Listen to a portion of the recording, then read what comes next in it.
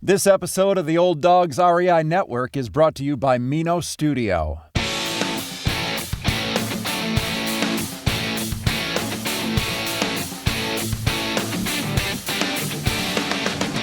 Welcome to the Old Dogs REI Network, where cash flow is king. Real estate investing, the means, so you can enjoy your retirement dreams.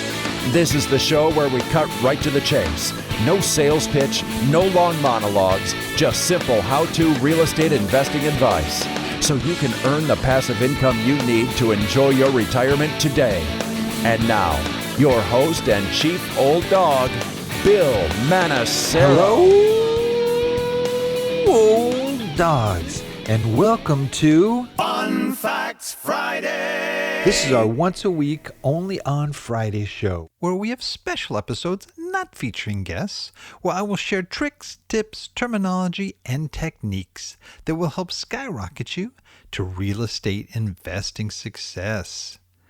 Today's topic is 10 best cities to retire and invest in 2020.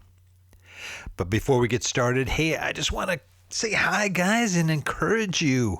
Man, this is a good year. 2020 is the year to really get moving here in your real estate investing if you haven't started already. You know, if you have, great. If you haven't, you know, we're here to be a resource for you. What do you need to get going? If you want me to send cash, well, that might not happen. But hey, nonetheless, I got lots of encouragement for you because I think this is a good year, and I think this is a good time to get started. So let's keep moving forward and not be discouraged, because it is a little tough. Man, believe me, trying to find multifamily right now is just a challenge. But, you know, am I stopping? No. Am I discouraged? No. Okay, nonetheless, enough of this, Bill. Tip of the week. We're going the tip of the week. And, you know, this is not Bigger Pockets. I'm not going to go tip of the week. You know, they do that high-pitched thing. No, you know, we have our own tip of the week, right? And this one is kind of like an Ask Bill tip of the week, okay? We're kind of combining the old Ask Bill. You know, I haven't done those for a while. But this was a question from one of our listeners, Nina. And Nina asked me, how do you find out how good a neighborhood is? Trulia has crime rate, so do I need to stick to the lowest rate areas? Well, great question. Crime rate does have a significant impact on a property, and that is something you really want to know well, but you want to know it in proportion to what you're doing. Sometimes if you're involved in low-income housing, the crime rate may be a little bit higher than usual, but it's because of, you know, again, the neighborhood you're in and the tenant base that you're pursuing. So you might have a little jump there, but if it's a really dangerous place, a lot of murders, a lot of violence, you don't want to be there. You just don't want to be there. And we did an episode number 212, episode 212, entitled How to Research Property Crime Statistics. And if you just do a little search at olddogsreinetwork.com, and you could just type in the word crime, this one will be like the first one that pops up. And it does cite some really good resources, neighborhoodscout.com, crime reports, spot crime, and even a service that will give you sort of monthly reports on that neighborhood and what crimes are occurring in that neighborhood. So good place to go if you want to find out about crime stats. But good question, Nina. Thank you. Well, let's move on to our topic here, 10 best cities to retire and invest in 2020. Now, this is going to be a little different show. You know, I've done a lot of top 10 stuff. Some people don't like them. Some people like them. Some people just kind of mix it in with other stuff that they know. But I think there's some value to it, is to know, you know, where the stats are pointing in terms of good markets. We've done, you know, top 10 emerging markets, best or top multifamily markets, population growth metros, you know, where the population growth is the strongest. Those are all indicators and things that you might want to take a look at that will at least help you to to know what areas to research. So what I did is a little different this time, though. I'm not just doing a top 10, okay? What I thought I would do is I researched sort of the best places to retire and the best places to invest. And I kind of overlaid the two, and I'm going to share the results with you. And it's kind of interesting because I'll tell you how this kind of came about. Okay, first off, let's do a little survey here. Raise your hand if the answer is yes. Okay. How many of you are retired? Okay, 1, 2, 3, 4. Okay. All right. Okay, I got it. How many of you are planning on retiring in the next 5, 10 years? Okay, 1, 2, 3. Okay, keep your hands up. Okay. You actually better not. If you're driving, especially, don't want both hands up. Okay, so how many empty nesters are listening right now? How many of you plan to hold on to your house after your kids are gone? How many want to sell, maybe to downsize or to access the equity in your house? How many of you are real estate investors? How many of you want to be a real estate investor? Well, if you raised your hand at least 4 times there, okay, then this show is just what you need. Actually, hopefully it'll be something even better than what you need. Okay, but this is the story. Okay, I'm talking. This is a personal show here, and I'm getting personal with you here. So those of you that have listened, you know I have 7 kids, okay, and 4 grandkids, okay. So 2 of our kids are married, and they have just produced the most beautiful grandchildren, 4 beautiful grandchildren. Now, my oldest daughter, okay, actually lives in Ohio, and she's the only out-of-state kid we have.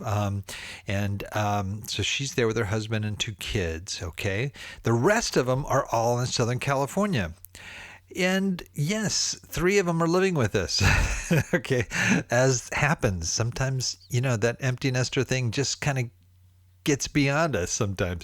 But hey, 2 of those are moving out. They're just kind of getting reoriented, saving some money to get their own places and stuff. So they're going to be doing that soon. Right. No, they are. And so that leaves us really with 1 kid who's actually in school still. And that's my son, Kenny. He's a sophomore in high school, loves football. It's so funny because when he was, he was one of our adopted kids and from Haiti, and football used to be football. It was soccer, and that's all he knew when he came here, and he just kind of was messing around out on the playing field. He was at a school, small private school, and the football coaches, American football, happened to see him, and they came up and asked him if he'd be on the team. He didn't even know anything about football. I mean, American football at all. So he started researching it, went on YouTube, started, learning all about it. And he ended up doing really good and brought their team. He ended up being the MVP for the year this is like middle school. And it was like a crack up because he was like, he's a soccer player. Anyway, nonetheless, he's loving football. He wants to, use it to leverage to getting into, the college of his choice, free ride, whole enchilada, Clemson, Bama, whatever, whoever will take him, right? So he's technically our last kid. And so the reason I'm even sharing this story is my wife and I have been talking, and we're kind of going, okay, well, when all the kids are gone, are we going to stay here, or are we going to go somewhere, or what are we going to do? We're trying to figure it out. Well, we got 7 kids. So that factors into it because one, we want to be there for them, and we also want to, be able to see our grandkids grow up and stuff. So but it's we already got 1 that's in Ohio. So I got 2 that are married, and then we got the other 5 that are not married yet. So what happens when they get married?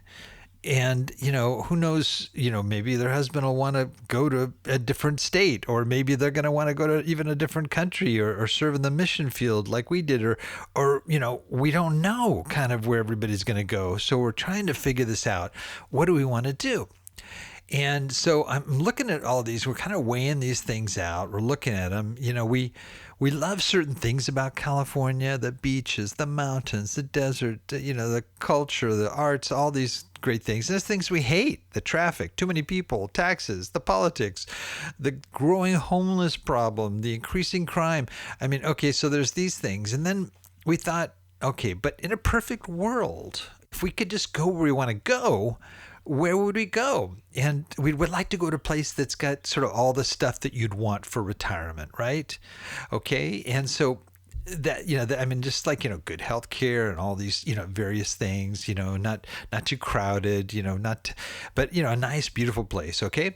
But at the same time, we're major league into real estate investing. So we'd like to go to a place where the real estate investing is really cool. So that's what kind of brought me to this, is I said, well, let me look at places that are considered the top retirement places. And I'd like to look at that in conjunction with the best places to invest in real estate. So I looked at a lot of different places for the top retirement, and there's a lot of mixed things there. But U.S. News and World Report had a comprehensive evaluation of 125 large metropolitan areas. Okay, so interestingly, these top 10, they came up with 4 Florida metro areas were mentioned, and 2 North Carolina metro areas were mentioned in the top 10. And that's up, from number 2 last year. Fort Myers, Florida is the number 1 on the list, okay? And then you've got other areas like, Sarasota that jumped up. North Carolina places, they've got Asheville. Anyway, I'll go into the list, but basically there's and then you've got some Texas places, and you've got some Pennsylvania places. Okay. So what they evaluated were things like happiness factor. People that they surveyed are people that were retiring and looking for places also. And, the categories were happiness, housing affordability, healthcare quality, desirability, retiree taxes, and job market ratings. These were measured and weighted, in this survey of people aged 45 to 59 that are getting ready to retire, as well as those 60 and older, okay, to find out what matters most when you're considering where to retire, okay? So I took this information, okay, and then I compared it. I overlapped it with my own sort of target list, which I've shared on this show. But I didn't want it to be all skewed towards what I had evaluated as sort of top areas. I pulled in some of my buddies that have been on recently, like Neal and Vinny Chopra, who are always looking at emerging markets. These guys are like crazy looking at them all the time, analyzing them, and so I mixed in some of theirs with this, okay? But not only that, okay, then I wanted to factor in a couple of other things that, besides just the best areas to retire and the best places to invest, I factored in landlord-friendly states, okay? And then there was one that's just kind of off there that some people, actually are, very interested in, is states with no personal income tax. Okay, that's another favorable to a lot of people in terms of where they locate. So here is kind of the rundown. Okay, so the retirement places, and I'm going to see how these kind of overlap. Okay, so the top retirement cities.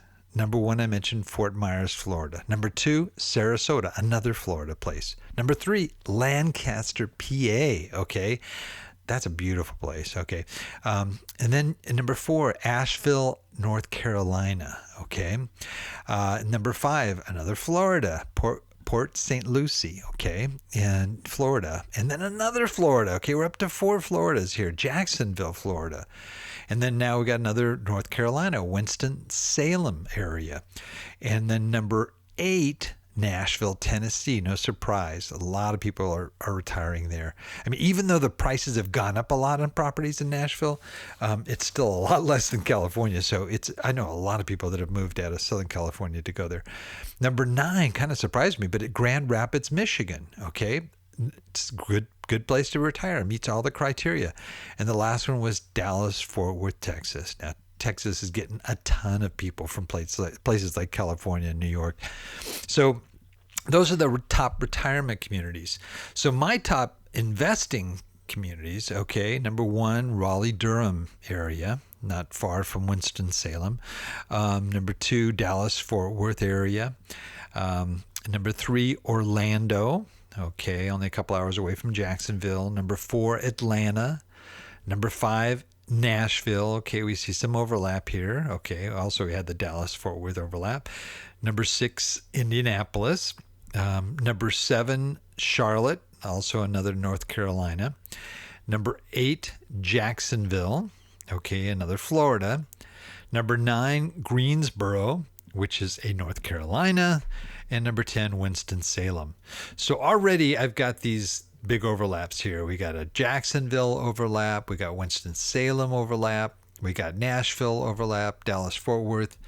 And then we got the Winston-Salem overlap, I think. Yeah, right.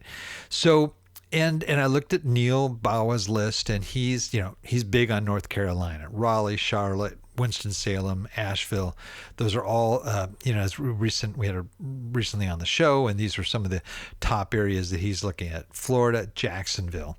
But then he goes into areas that the other lists didn't hit. Now, and I thought a typical retirement place would have been Arizona, but he does cite a number of Arizona areas and some of the secondary, tertiary markets as well, like Phoenix, Gilbert, Chandler, Mesa, which is a personal favorite of Neal's, and Tucson. Okay, so he touches those. And then in Texas, instead of Dallas-Fort Worth, he's looking at San Antonio. Okay, now Vinny, who, you guys know Vinny's been on a number of times, and always real big into emerging markets. He has Jacksonville, he has Orlando, but he also adds Tampa and Melbourne. He cited Atlanta, which is one of the areas that I had on my list. North Carolina, he's also got Raleigh, Durham, and Greenville, not cited on the other ones. But then he touched on a lot of Kentucky, Tennessee, Alabama, Utah. He hits a lot of areas. He does hit Tucson. Does talk also Dallas, Fort Worth, San Antonio area. And then he talks to Indiana, which is would match one of my lists, and Grand Rapids, which is one that definitely was on that retiree list. Okay, the best places to retire. So then I like to take a look at these, and you can kind of see, okay, heavy Florida, heavy North Carolina, fairly heavy on the Texas side, seem to be the most dominant.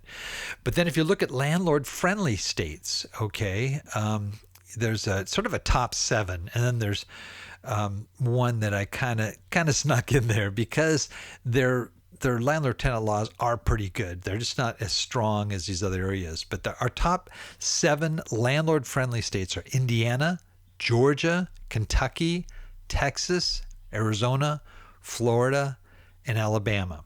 But I also looked at North Carolina, which a lot of people say is landlord friendly. It's just not listed as common because I think there are a few exceptions that might put them, off the list a little bit. But look at this. Indiana, okay, we mentioned that. Georgia, we talked about. Texas, we talked about. Arizona, Florida. Those are all landlord-friendly states. So you can kind of see the commonalities here. And, I kind of snuck North Carolina in there, but Florida seems to be pretty strong. And it's also, a top retiree state, I guess, out of all the states, all the snowbirds that go down there and so forth. And then if you want to add in the states with no personal income tax, okay, well, here are the top nine. Number one is Alaska. Number two is Florida. There's Florida again. Nevada, South Dakota, fourth. Texas, five. There's Texas again. Six, Washington. Now, that's hard to believe, Washington State, but okay, I didn't know that. Number seven, Wyoming. Number eight, New Hampshire. And number nine, Tennessee. And we talked about Tennessee, at least Nashville. So the one that just seems to be on every list, okay, is obviously Florida. Florida kind of wins the prize of being in all of the categories, right? But at the same time, there's also other lists. We talked about Lancaster, PA, Fort Myers, Florida. Some people say Austin is a good retirement area. Washington, D.C., it's on one of the lists. Phoenix, of course, Arizona has always been a strong retirement area, but there's also like Portland, Maine on this list, and Portland, Oregon. So you can kind of see this kind of cross section. Now, again, going back to the retiree list, the top two are Fort Myers, Sarasota, Port St. Lucie at 5, and Jacksonville, Florida. So in the top 6, you've got 4 Floridas. So that's not only a good place to retire, but a good place to invest too. So that's something to consider. I would say also in the top top 10, you've got sort of the 2 North Carolina places, Asheville and Winston-Salem. And then you've got, Nashville, Tennessee, which I don't know if Tennessee hit all of them, but pretty close. I would probably say, if you were going to narrow down, if my wife and I were to say, hey, where should we go to invest? And you look at a place that's got the best benefits in terms of retirement, also a state that's landlord friendly, also a state that there's no personal income tax, you'd pick a place in Florida. Then I would probably look at maybe North Carolina as second, and then it's kind of a toss up as to where would be the next place, probably Texas, because it looks like it's on all the lists too. So that is it. That's my little comparison. I'll have all these lists in my show notes for this, so you'll be able to look at each list individually, but you'll also be able to see the overlap. If you're one of those fortunate ones that can go someplace. I mean, there's some of you probably saying, why would I want to stick around here? I'm going to go down to the south of France. Well, you probably don't need to worry about any of these things. Probably don't even need to invest in real estate, right? But maybe there's a place like Puerto Rico or Costa Rica or someplace like that, that's not that far from the U.S., but you still, you could live in a tropical life, and it's really cheap to live in those places too. I mean, you could live there for hardly anything. And there's certain parts of Europe you could do the same thing. There's certain parts of, the mountains of Italy and places like that where you can live really cheaply. So, but it's, if you got family, it's kind of tough. And so we thought, well, we could always just move in a place. Once our kids, start getting married, start having kids, then we could also just move out of that place. So if we moved to Florida, we bought some, rental properties there, and we, we're there to be able to grow the rental, and to build a team and that kind of stuff. Then we could fly off and let somebody else manage it while we enjoy our kids, or we may, we are actually even thinking, one of our kids, our daughter Jasmine in Ohio, she has like 20 acres, a huge place. And we thought of buying like a little tiny house, putting it on her land there. And then what they could do is they could rent it out as an Airbnb while we're gone. And, it'll generate a little income from them, but we can book it on those dates that we can go and hang out with them for a month or so, And so if our kids end up spreading out over the country, we could set up these little Airbnbs, and, maybe joint partner with them, or just let them get the income, whatever.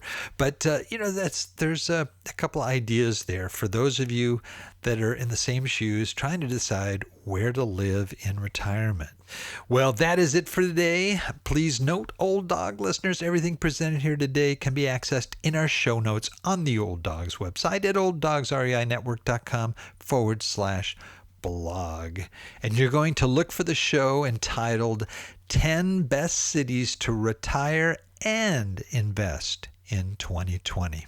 So until next time, remember, cash flow is king and real estate investing the means. Thanks again for listening, and may God bless. Thank you very much for visiting the Old Dogs REI Network. We would greatly appreciate if you would stop by iTunes and let us know what you think of the show. We would love if you could subscribe to the podcast, give us a 5-star rating, and write a review. The more ratings and reviews we receive, the more visible the podcast will be to others. Thank you.